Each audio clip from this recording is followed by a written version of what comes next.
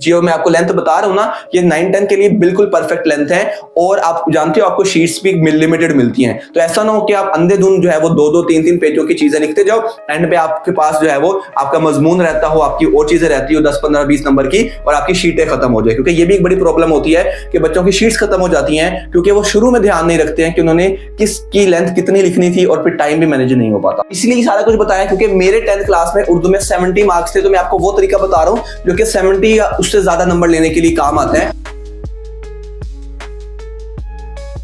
अस्सलाम वालेकुम, कैसे हैं आप सभी लोग। मेरा नाम फैजान तनवीर है। आज की वीडियो के अंदर हम बात करेंगे उर्दू के टाइम मैनेजमेंट के ऊपर, क्योंकि आप में से बड़े बच्चों का ये प्रॉब्लम होती है कि उनको पेपर सारा आता होता है लेकिन टाइम कम होने की वजह से वो पेपर छोड़ के आ जाते हैं। बच्चों से पूछते हैं भैया आपने पेपर क्यों छोड़ा, तो कहते थे भैया हमसे टाइम मैनेज नहीं हुआ, हमारी राइटिंग स्पीड बड़ी स्लो है, ये मेरे जो है वो 10-15 नंबर का सवाल जो है वो रह गया, एग्जामिनर ने पेपर मेरे से जो है वो खींच लिया। तो ये सारी प्रॉब्लम सिर्फ एक चीज से हल हो सकती है, वो है आपकी प्रॉपर टाइम मैनेजमेंट। आज की वीडियो के अंदर हम इसी बारे में बात कर रहे होंगे। अब मेरे सामने आप लोग पीछे देख रहे हो, मैंने कुछ क्वेश्चंस लिखे हैं। अब मैं बारी बारी क्वेश्चंस को भी बताता हूं आपको कि आपको किस क्वेश्चंस को कितना टाइम देना है, किस क्वेश्चन के लिए आप लोगों ने कितना। तो एक कंप्लीट पूरा जो है एक रोड मैप, एक स्ट्रेटेजी होने वाली है, तो आप लोगों ने इस वीडियो को कंप्लीट लास्ट तक वॉच करना है, क्योंकि एंड पर मैं आपको प्रॉपर टाइम मैनेजमेंट के डिवीजन भी बताऊंगा कि आप लोगों ने किस टाइम को कितने मर्तबा और कितनी जगहों पर जो है वो यूटिलाइज करना है। तो स्टार्ट करते हैं। सबसे पहले हमारे पास है ऑब्जेक्टिव टाइप हिस्सा मारूजी, जिसको हम बोलते हैं। अभी हमारे पास जो है वो कितने मार्क्स का आता है, 15 नंबर का हमारा जो है वो आ रहा होता है।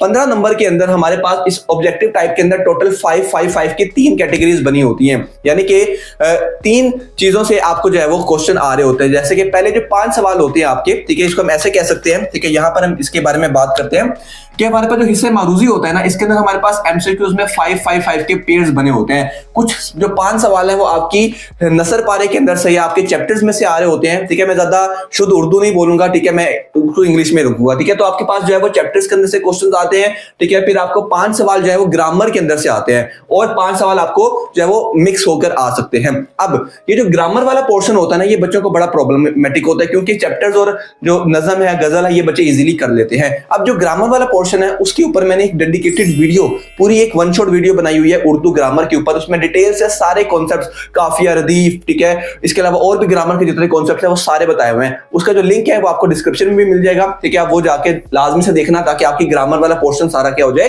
कवर हो जाए। अब नेक्स्ट हमारे पास जो है वो, अच्छा एक और चीज यहाँ पे रह गई। अब इनको आपने प्रिपेयर कैसे करना है, तो ग्रामर वाला पोर्शन उसकी तो हमने वीडियो देख ली, हमें कॉन्सेप्ट समझ आ गया। अब आपने यहाँ पे एमसीक्यूज को करने के लिए आप 2 चीजें कर सकते हो। पहला ये कि आप अपने पास पेपर्स को ओपन करो, पास पेपर के अंदर जितने एमसीक्यूज आए हैं, लेकिन उसमें प्रॉब्लम ये होगी उर्दू के पेपर में स्पेसिफिकली आपको करेक्ट आंसर नहीं पता होगा उनका। इस वजह से ये वाले पार्ट को मैं अभी स्किप कर रहा हूं। पास पेपर आपको करने की एमसीक्यूज के लिए जरूरत नहीं है, बाद में हम करेंगे उसको, बट यहाँ पे आप अपने नोट्स को देख सकते हो, ठीक है। नोट्स के अंदर से आप अपने ऑब्जेक्टिव को तैयार करो, ठीक है। नोट्स के अंदर से हमारी ऑब्जेक्टिव यहाँ पे क्या होगी, रेडी होगी। तो हम यहाँ पे लिख भी देते हैं कि आपने इनको कहां से तैयार करना है, आपने इनको नोट से तैयार करना है। नेक्स्ट हमारे पास क्वेश्चन है सवाल जवाब का। और देखो, जब मैंने इसको इस पैटर्न से लिखा है कि आपने पेपर में ऐसे ही अटेम्प्ट करके आना है। आपने जब ऑब्जेक्टिव टाइप कर लिया, नेक्स्ट स्टेप आपने क्या करना है, अपने क्वेश्चन आंसर्स को अटेम्प्ट करना है, जो कि क्वेश्चन नंबर 4 बनता है आपका सवाल जवाब का सेशन। अब सवाल जवाब के अंदर जो है वो सवाल जवाब और खुलासा ना, ये एक दूसरे से काफी ज्यादा रिलेटेड होते हैं, क्योंकि अगर आपको एक चैप्टर के सारे क्वेश्चन आंसर्स आते हैं, इट मींस आपको वो चैप्टर कंप्लीट आता है, आप उसका खुलासा लिख सकते हो। और इसको अगर हम वाइस वर्सा करते हैं, तो अगर आपको एक चैप्टर का खुलासा सारा आता है, आप उसके सवाल जवाब भी लिख सकते हो, ठीक है, आपको उसके आंसर लिख सकते हो। बट हमारे पास जो सवाल जवाब है, इसके अंदर लेंथ का बड़ी प्रॉब्लम होती है, क्योंकि अब अगर हम नोट से पढ़ते हैं या अपनी बुक से पढ़ते हैं, तो हमारे पास सवाल जवाब के आंसर्स बहुत ही छोटे छोटे होते हैं, 1 लाइन के, आधी लाइन के अंदर आ जाते हैं। आपने जो है वो कोशिश करनी है कि आपने हर क्वेश्चन के अंदर कम से कम 2 लाइंस का आंसर लिखना है, ठीक है। कम से कम जो है वो कितनी लाइंस का आंसर आपने लिख रहे होना है, 2 लाइंस का आंसर आपने जो है वो क्वेश्चन आंसर्स के अंदर लिखना है लाजमी से। आगे सबक का खुलासा आ गया। अब सबक का खुलासा जो है वो 5 मार्क्स के, हालांकि इसके मार्क्स 5 है, बट इसके जो कंटेंट की वैल्यू है वो बहुत ज्यादा है। इसके अलावा कंटेंट की लेंथ भी है वो काफी ज्यादा इसके अंदर मैटर करती है। अब सबक का जो आप खुलासा कर रहे होगे, इसके अंदर आपका पैटर्न कैसा होना चाहिए, इस पर बात करते हैं। तो जब भी आप सबक का खुलासा अटेम्प्ट कर रहे हो ना, ठीक है, सबक का खुलासा अटेम्प्ट कर रहे हो, तो आपने सबसे पहले यहाँ पे लिखना होता है हवाले मतन, ठीक है। वो जो प्रेजेंटेशन वाला पार्ट है वो तो अलग है, बट ये मैं खुलासे के अंदर बता रहा हूं आपने क्या लिखना है। हवाले मतन के अंदर अब आपने यहाँ पे लिखना है मुसन्निफ का नाम, ठीक है। आपने क्या लिखना है, मुसन्निफ का नाम, और आपने लिखना है इसके ऊपर आप लोगों ने लिखना है यहाँ पे सबक का उन्वान, ठीक है। पहले आपने लिखना है सबक का उन्वान। अब सबक का जो भी उन्वान है वो आप यहाँ पे लिख दो, ठीक है। जो भी आप सबक का खुलासा कर रहे हो, उसके अलावा उस मुसन्निफ का जो है वो नाम आपने यहाँ पे लिखना है। यहाँ पे आपने जो गौर करना है वो ये है कि मैंने यहाँ पे सबक का नाम नहीं लिखा, आपने क्या लिखा है, सबक का उन्वान, क्योंकि सबक का नाम नहीं होता, सबक का कुछ उन्वान होता है, वो आपने लिखना है, राइट। अब इसके बाद आपने यहाँ से अपना क्या करना है, अपना खुलासा करना स्टार्ट कर देना एज यूजुअल, जो हम अपना खुलासा कर रहे होते हैं, राइट। अब इसके अंदर अगर हम लेंथ की बात करते हैं तो हमारे पास जो खुलासा होता है ना, खुलासे की लेंथ जो है वो आपने जो है वो करनी है कम से कम 1.5 साइड्स, ठीक है। 1.5 साइड्स से लेकर आप 2 साइड्स तक जो है वो जा सकते हो। 1.5 से 2 साइड्स के दरमियान में आपने खुलासा लिखना है। अगेन ये मैटर करता है, अगर आपका चैप्टर थोड़ा बड़ा था तो आप 2 साइड्स तक जा सकते हो, अगर थोड़ा छोटा चैप्टर है तो 1.5, बट 1.5 से कम नहीं होना चाहिए, ठीक है। इस बात को माइंड में रखना है आपने, राइट। ये चीजें भी हमारी हो गई।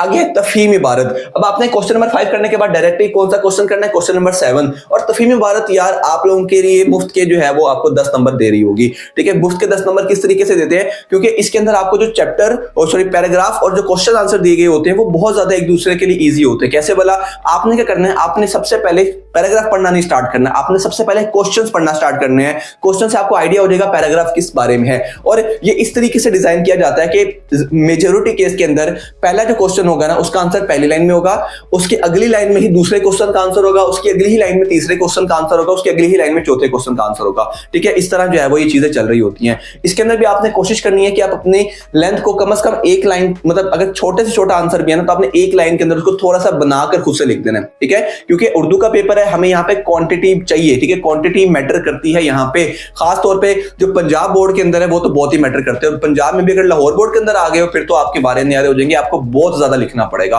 ठीक है। ये एक चैलेंज होगा आप लोगों के लिए अपना उर्दू का पेपर को लिखना, ठीक है। हाथ दर्द करेंगे, आपके हाथों में चोट वरम आ जाएंगे, ठीक है, लेकिन आपने छोड़ना नहीं है लिखना, ठीक है। एंड तक लिखते जाना है। आगे हमारे पास है क्वेश्चन नंबर 7 करने के बाद हम आएंगे क्वेश्चन नंबर 2 के ऊपर। क्वेश्चन नंबर 2 हमारे पास क्या है, इशार की तशरीह। अब इशार की तशरीह हम जानते हैं इसके अंदर हिस्सा नज़म और हिस्सा गजल दोनों होते हैं। अब हिस्सा नज़म और हिस्सा गजल करते हुए आप लोगों ने क्या करना है, जैसे आप जानते हो कि टोटल होते हैं कितने नंबर के, 10। इसका मतलब है आपने टोटल 5 इशार करने होते हैं, 3 आपने नज़म के अंदर से करने होते हैं, 2 आपने गजल के अंदर से करने होते हैं, राइट। अब नज़म और गजल के अंदर ना थोड़ा तरीका का चेंज होता है, ठीक है। वो किस तरीके का होता है, ठीक है, लेट डिस्कस इट। अब हमारे पास, मैं दोनों के लिए कर लेता हूँ, ठीक है। ये मैं लेट से कहता हूँ ये है मेरे पास नज़म के लिए और ये मैं कहता हूँ मेरे पास है यहाँ पे गजल के लिए। अब नज़म के अंदर आप लोगों ने जो है वो, जिस तरह मैंने हवाले मतन लिखा था ना, आपने हवाले मतन नहीं लिखना, आप लिख रहे हैं हवाला शेर। क्या आप लिख रहे होगे, हवाला शेर यहाँ पे लिख रहे होगे। अब नज़म के अंदर क्या होता है, नज़म का उन्वान होता है, ठीक है। आपने लिखना है नज़म का उन्वान। नज़म का उन्वान जो भी होगा, यानी कि नज़म का कोई नाम होता है ना, वो आप यहाँ पे लिख दोगे। इसके बाद आप लिखोगे शायर का नाम। क्या लिखोगे आप, शायर का नाम। शायर का नाम हम यहाँ पे लिख रहे होंगे, ठीक है। ये लिखने के बाद अब आप लोगों ने यहाँ पे क्या करना है, आपने यहाँ पे मफहूम लिखना होता है, ठीक है। मफहूम के अंदर क्या होता है, बेसिकली कुछ नहीं होता। आपने जो शेर आपको दिया गया है ना, आपने उसको सिर्फ 2 लाइनों के अंदर, सिर्फ 2 लाइनों के अंदर छोटा सा एक्सप्लेन कर देना है, ठीक है, ताकि अगर कोई तशरीह ना भी पढ़े वो डायरेक्टली मफहूम पढ़ के उसको समझ आ जाए क्या होती है, ठीक है। इसका ये मतलब होता है, ये आपने लिखना जरूरी है। इसके बाद आपने मफहूम लिखने के बाद आपने 1-2 लाइन का यहाँ पे मफहूम लिख दिया। इसके बाद आपने यहाँ पे अपनी तशरीह को स्टार्ट करना है, जो भी आपने तशरीह करनी है वो आप यहाँ पे कर रहे होगे। अभी मैं इजाफी इशार के बारे में आपको बताता हूँ, ठीक है। सारी चीजें पहले कवर कर ले, फिर मैं आपको बताता हूँ इजाफी इशार किधर किधर लिखने हैं, कहां से याद करने हैं, एवरीथिंग। अच्छा, गजल के ऊपर बात करते हैं। तो गजल के अंदर भी अगेन जो भी आप शेर कर रहे होगे उसके अंदर हवाला शेर लिख रहे होगे, ठीक है। और ये अब चीजें नोट करो कि आपने हवाला शेर दोनों हर शेर के अंदर लिखना है, ठीक है। ये नहीं करना कि गजल के या नज़म के पूरे पार्ट के ऊपर जो 3 इशारे आपने करने, तीनों का इकट्ठा एक ही लिख देना, नहीं। आपने हर एक शेर के लिए अलग अलग करना है, राइट। हवाला शेर के अंदर अब आपको गजल का कोई नाम नहीं होता, आप यहाँ पे डायरेक्टली जो है वो स्टार्ट करेंगे शायर के नाम से, ठीक है। शायर का नाम जो भी होगा आप यहाँ पे लिख दोगे। इसके बाद आप क्या करोगे, इसके बाद आप जो है वो शायर का नाम आपने लिख दिया। देन हम यहाँ पे कर रहे होंगे यहाँ पे सिनफे अदब, ठीक है। सिनफे अदब, ठीक है। सिनफे अदब जो है वो का मतलब होता है कि ये जो है लिटरेचर की कौन सी टाइप है, तो ये है मेरे पास गजल, ठीक है। तो यहाँ पे लिख देंगे गजल। अब इसका मफहूम की आपने हेडिंग नहीं देनी, आपने मफहूम की इसकी हेडिंग नहीं देनी, तब भी आपने जो है वो पेन से 1-2 लाइनों के अंदर इसका मफहूम लिख देना है। मतलब क्योंकि गजल में ना मांगा नहीं गया होता मफहूम, वैसे तो इस नज़म के अंदर भी मांगा नहीं गया होता, लेकिन ये उर्दू के जो बेस्ट टीचर्स है उन्होंने ये बोला हुआ है कि आपने ये काम करना है, ठीक है। तो हवाला शेर लिख दिया, उसके बाद 2 लाइनों में छोटा सा मफहूम लिखना है, बहुत छोटा सा, ठीक है। इसके बाद आपने जो है इसकी क्या स्टार्ट कर देनी है, तशरीह स्टार्ट कर देनी है, ठीक है। अगेन याद रखना है आपने इस मफहूम का हेडिंग यहाँ पे नहीं देनी है, राइट। तो ये नज़म और ये गजल के अंदर हो गया। अब गजल के अंदर ना बच्चों को प्रॉब्लम यहाँ पे आती है कि भैया ये जो शायर के नाम है ना, ये शायर के नाम ये याद नहीं होते, ठीक है, ये याद नहीं होते। तो इसके ऊपर मैंने एक पूरी डेडिकेटेड वीडियो बनाई हुई है कि शायर के नाम किस तरीके से याद करना है गजल के अंदर। इसकी एक बड़ी आसान और एक बड़ी शॉर्ट ट्रिक है जो कि ज्यादातर बच्चों को नहीं पता होती है, तो इसका भी लिंक आपको डिस्क्रिप्शन के अंदर जो है वो देखने को मिलेगा। इसको लाजमी से आप लोगों ने वॉच करना है। क्योंकि इनके आपके नंबर होते हैं, ठीक है। ये हम जो हवाले शेर नज़म का नाम, ये हम ऐसे नहीं लिख रहे हैं, इनके मार्क्स होते हैं। इसी तरह हवाले मतन के अंदर इनके भी क्या होते हैं, मार्क्स होते हैं, राइट। आगे बढ़ते हैं। इसके बाद हमारे पास जो है वो इक्तबास की तशरीह स्टार्ट हो जाती है। इक्तबास की तशरीह आप लोगों ने कैसे करनी होती है? इक्तबास की तशरीह हम जानते हैं पैराग्राफ आते हैं, तो हमारे पास 2 पैराग्राफ है, तो थोड़ी लंबी बनेगी हमारी तशरीह। अब इसको स्टार्ट करते हैं। तो जब आप इक्तबास की तशरीह कर रहे होगे, ठीक है, यहाँ पे हम एक लाइन लगा लेते हैं, ठीक है। इक्तबास की जब हम तशरीह स्टार्ट कर रहे होते हैं ना, तो इसके अंदर आप लोगों ने जो है वो फर्स्ट ऑफ ऑल आपने पहले को पकड़ा, आपने यहाँ पे लिखना है उसका हवाले मतन, ठीक है। जैसा हमने यहाँ पे लिखा था ना गजल के अंदर, सेम वैसे ही, ठीक है। इसके अंदर भी हमारा क्या होगा, सबक का उन्वान आ रहा होगा, सबक का उन्वान आ गया यहाँ पे। इसके बाद हम यहाँ पे लिख रहे होंगे अपने मुसन्निफ का नाम, ठीक है। मुसन्निफ है तो मुसन्निफ, मुसन्निफा है तो मुसन्निफा का नाम आ रहा होगा, ठीक है। ये आप लोगों ने यहाँ से कर दिया। अब यहाँ पे आपने खत कशीदा अल्फाज के मायने भी लिखने होते हैं, अगर आपको मेंशन हुआ है, ठीक है। खत कशीदा अल्फाज के मायने मतलब जिसके आपने मीनिंग लिखने होते हैं, तो आप यहाँ पे लिख दो, ठीक है। यहाँ पे आपके क्या आ जाएगा, यहाँ पे खत कशीदा, ठीक है। अगर है तो लिख दो, नहीं है तो ना लिखो, ठीक है। खत कशीदा अल्फाज के मायने, ठीक है। खत कशीदा अल्फाज के मायने आ गए यहाँ पे। अब यहाँ पे अपना जो है वो पहला लिखो, ठीक है, उसका आंसर लिख दो, ठीक है। फिर सेकंड आ गया आपका, ठीक है। फिर उसका आगे जो जितने भी आप लोगों ने लिख देना है। इसके बाद आप लोगों ने यहाँ पे लिखना है सियाको सबाक, ठीक है। अब यहाँ पे एक कंफ्लिक्ट आ जाता है, ठीक है, टीचर्स के दरमियान में, कि कुछ कहते हैं सियाको सबाक लिखो, कुछ कहते हैं सियाको सबाक ना लिखो। जो ना लिखने वाले वो इसलिए कहते हैं क्योंकि क्वेश्चन के अंदर वो कहते हैं स्पेसिफिकली मांगा नहीं गया हुआ सियाको सबाक, उन्होंने बोला है कि सिर्फ तशरीह करो, ठीक है। उनकी बात बिल्कुल ठीक है, बट मैं आपको जो चीजें बता रहा हूँ ना, वो इस तरह बता रहा हूँ कि आपके जो है ना, अगर आप लिख भी दो आपके प्रॉब्लम ना हो। मैं भी आपको बताता हूँ। अच्छा, सियाको सबाक के बाद आपने जो अपनी तशरीह को स्टार्ट करना होता है, ठीक है। तशरीह को आपने यहाँ पे क्या करना है, स्टार्ट करना है। अब सियाको सबाक के अंदर ना ये चीज होती है कि आपने बेसिकली पूरे चैप्टर का छोटा सा ओवरव्यू देना होता है। तो मैं जिन टीचर से पढ़ा हूं ना, वो है जो कि उर्दू का पेपर चेक करते हैं बोर्ड एग्जाम के अंदर, तो उन्होंने मुझे जो चीजें बताई वो मैं आपके साथ शेयर कर रहा हूं सारी। आप सियाको सबाक को लिखो, ठीक है, लेकिन अगेन आपकी अपनी मर्जी है, आपकी अपनी चॉइस है। लिख दोगे तो कोई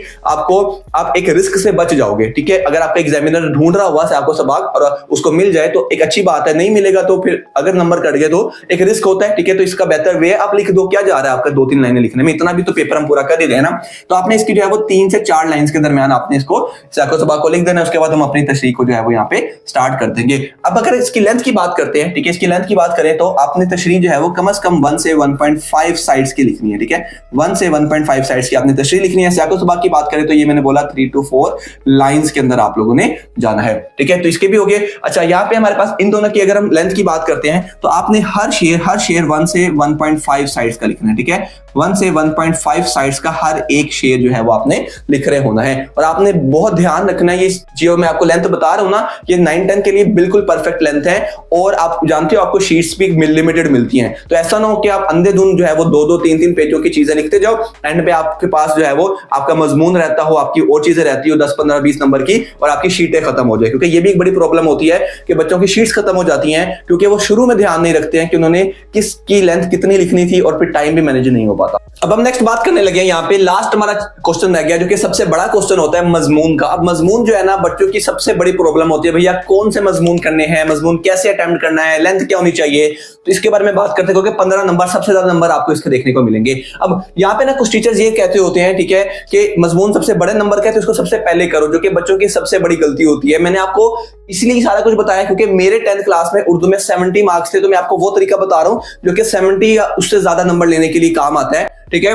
तो आपने मजमून को सबसे लास्ट पर करना है। सबसे लास्ट पर करने की वजह भी मैं आपको बाद में बताता हूं, टाइम को जब हम देख रहे होंगे। तो मजमून जो हमारा कितने मार्क्स का आ गया, 15 मार्क्स का आ गया। अब मजमून को आपने कैसे लिखना होता है इस पर जरा बात करते हैं। तो मजमून की जो सबसे पहले हम लेंथ की बात कर लेते हैं। तो जो मजमून होता है ना, मजमून हमारा जो है वो, इसकी लेंथ सबसे पहले देखनी है। इसकी लेंथ आपकी जो है वो 4 से लेकर 6 साइड्स तक की होनी चाहिए, ठीक है। मिनिमम 4 साइड्स का मजमून लिखकर आना है। अगर मैं आपको अपनी बात बताऊं तो मैंने 10th क्लास के अंदर सिर्फ 4 साइड्स का मजमून लिखा था, ठीक है, और मेरे ओवरऑल 70 मार्क्स आए हैं। इसका मतलब है कि यहाँ पे भी तो कहीं हाईएस्ट मार्क्स कटे होंगे ना, अगर और मजमून में भी कटे होंगे, इसका मतलब है मजमून में मेरे इतने मार्क्स नहीं कटे। हम एज्यूम करते हैं मुझे 12 नंबर मिले होंगे, ठीक है, क्योंकि बाकी मेरे यहाँ से भी कुछ हाईएस्ट मार्क्स कटे होंगे। 70 मार्क्स इसी वजह से आए ना। और मैंने मैक्सिमम बच्चों के जो आज तक सबसे ज्यादा नंबर देखे हैं ना, वो है 73, यानी कि 73 मार्क्स तक बच्चों के आए हुए हैं। इट मींस आपके मजमून में 1-2 नंबर जो है, अगर आपने बहुत अच्छा लिखा हुआ है तो आपके कटते हैं, ठीक है। ये 4 साइड्स मिनिमम मेरे एक्सेप्शनल केस है, क्योंकि मैंने क्वांटिटी को 4 साइड्स रखा, जो कि मैं आपको बताता हूं, लेकिन क्वालिटी मैंने बेस्ट लिखी।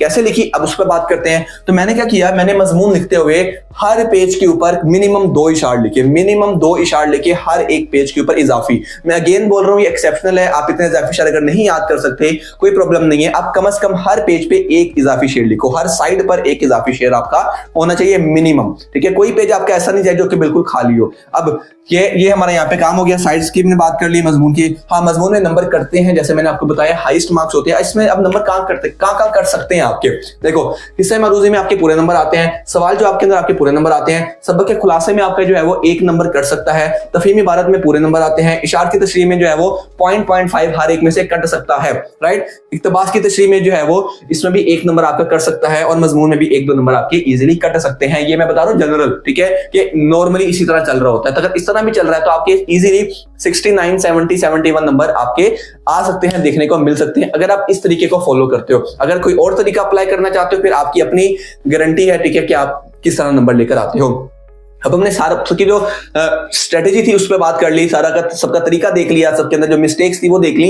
अब हम फाइनली अपने उस टॉपिक पे जाने लगे हैं जो कि आपका बड़ा अवेटेड टॉपिक है, जो कि है टाइम मैनेजमेंट का। भैया टाइम को किस तरीके से मैनेज करना है, तो उस पर बात करते हैं। अब मैं आपके सामने जो है ना वो सबके जो है वो लिखना अब मैं, ये मेरी अपनी ऑब्जर्वेशन है, अपना जो है बच्चों को पढ़ाने के बाद, बच्चों से बातें करने के बाद जो है वो मैंने ये चीजें निकाली कि यार आप किस क्वेश्चन को आपको कितना टाइम देना चाहिए। तो हमारे पास सबसे पहले जो है ना वो है अपना ऑब्जेक्टिव टाइप। अब अपना ऑब्जेक्टिव टाइप जो है ना ये आपको मिलता है 20 मिनट का, ठीक है। आपका जो है वो ऑब्जेक्टिव टाइप कितने मिनट का होता है, ये होता है आपका 20 मिनट का ऑब्जेक्टिव टाइप होता है, राइट। अब सवाल जो आप जो है ना, अब क्योंकि 10 नंबर के हैं तो सवाल जो आपको देने चाहिए 10 नंबर, 10 मिनट, ठीक है। 10 मिनट के अंदर आपका जो है वो सारे सवाल जो आप इजीली हो जाते हैं, ठीक है, 10 मिनट में, क्योंकि छोटे छोटे सवाल जो आप होते हैं इजीली हो जाते हैं। सबक के खुलासे को आप दो 15 मिनट, ठीक है, 15 मिनट दो आप अपने सबक के खुलासे को। तफहीमी इबारत जो है, तफहीमी इबारत को आप लोग दो अपने 10 मिनट, ठीक है, 10 मिनट दो अपने तफहीमी इबारत को। इशार की तशरीह क्योंकि थोड़ी सी लेंथी होती है, बल्कि काफी ज्यादा आपने 5 शेयर करने होते हैं, तो इजीली इसके अंदर आपके जो है वो 30 मिनट लग सकते हैं, ठीक है। 30 मिनट आप दे दो किसके अंदर, इशार की तशरीह के अंदर।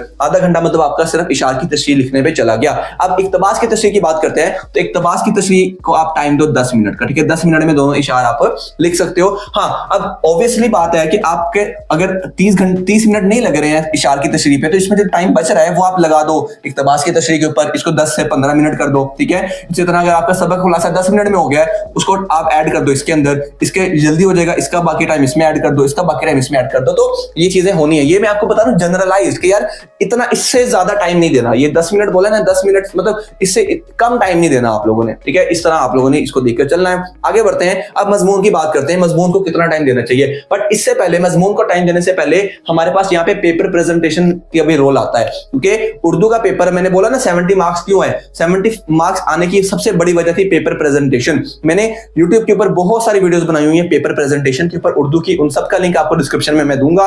वो वीडियोस लाजमी से देखनी है आप लोगों ने प्रेजेंटेशन की, क्योंकि अगर आपने हर चीज कर दी है लेकिन आपकी प्रेजेंटेशन अच्छी नहीं है तो आपको नंबर नहीं मिलने हैं। ये मेरी आप लोगों से गारंटी है, मेरा आप लोगों से वादा है कि अगर आपकी प्रेजेंटेशन अच्छी नहीं है आपके नंबर नहीं आने उर्दू के अंदर। तो अब प्रेजेंटेशन का मतलब ये नहीं होता कि आपकी बहुत प्यारी राइटिंग होनी चाहिए, बहुत ये डिजाइनिंग होनी चाहिए, नहीं। प्रेजेंटेशन आप उस वीडियो को जाके देखो, आपको समझ आ जाएगी प्रेजेंटेशन होती क्या। नीटनेस का नाम है प्रेजेंटेशन, और चीजों को मैनेज करने का नाम है प्रेजेंटेशन।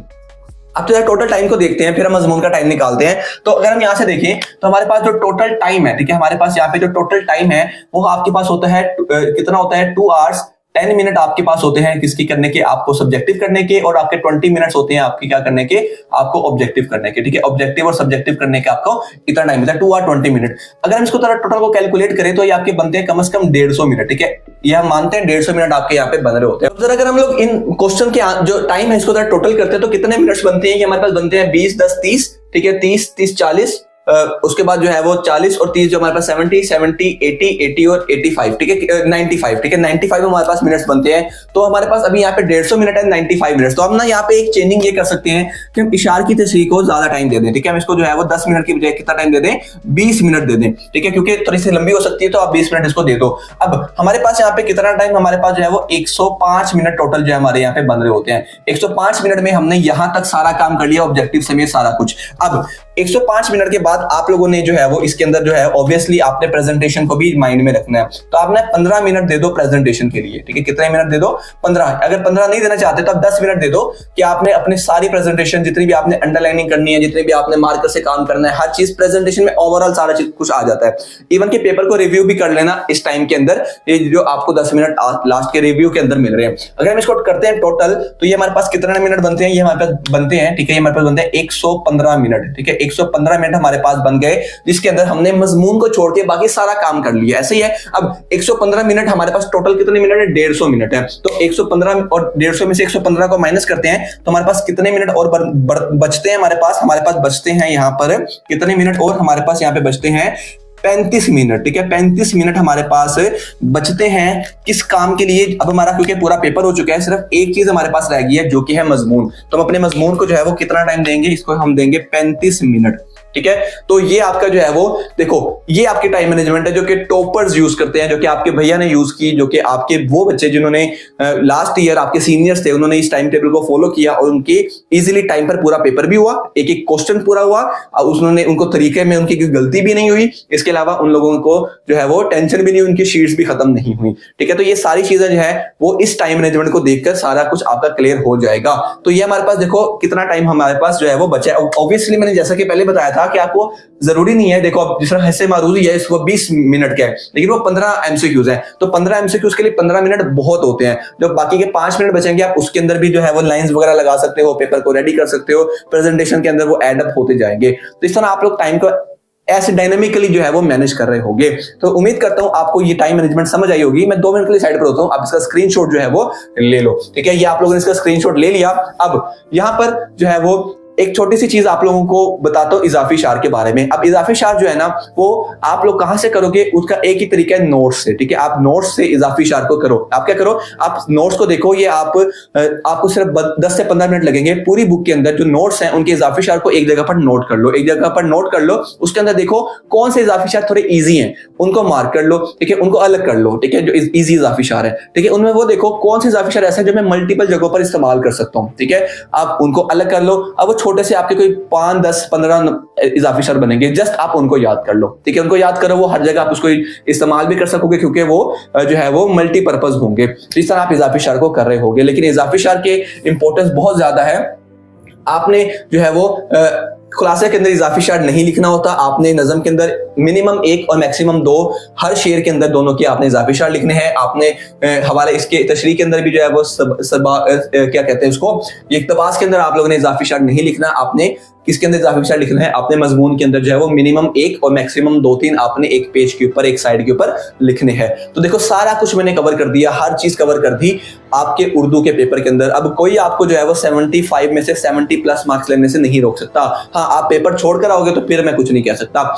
तो बच्चों, ये एफर्ट आप लोगों पर करने की, अपने सीक्रेट्स आप लोगों को बताने की सिर्फ एक वजह है कि मैं आप चाहता हूं कि आप लोगों बोर्ड एग्जाम के अंदर अच्छे नंबर स्कोर करो। अब जानते हो ये आर्ट्स के सब्जेक्ट होते हैं, इनके नंबर आपके बहुत बढ़ा सकते हैं आपके ओवरऑल मार्क्स। ठीक है, तो इस पर आप लोगों ने अच्छी तरह फोकस करना है। आपको इसमें ब्रेक भी है तो आप इजीली इसके अंदर अच्छे नंबर ले सकते हो।